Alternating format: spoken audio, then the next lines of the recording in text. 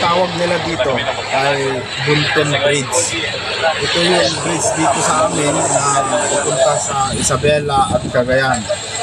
No? Yan po. So, yun po yung level ng tubig ngayon. Number 12 po siya.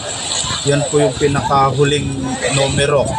Kapag malampasan yon ay mapumpisa na rin umapaw dito sa kabahayan. Ngunit meron na po yung mga bahay dito sa amin na talagang naabutan na ng tubig. Yung mga mabababang lugar. Ito po yung umabot na hanggang doon sa malayo na yung tubig na naabutan dahil napakalaki na po yung tubig na pinakawalan ng Magat Dam doon po sa Isabela. May mga bahay-bahay na naabutan na ng tubig doon sa yung mga mabababang lugar.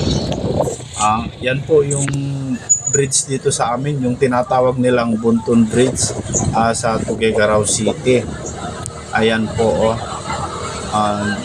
mataas na po yung tubig at ayon sa balita, kasalukuyan pang nagpapakawala ng Magat Dam, kaya sana po ay makontrol na kasi kapag lumampas na yung number 12, ayan na, mag-umpisa na siyang umapaw sa mga kalsada. Yan. Maraming tao dito na nakaabang at may mga nag-iisyoso pa rin na parang wala lang. Yan. Marami. Ito yung siyudad ng Tuguegarao.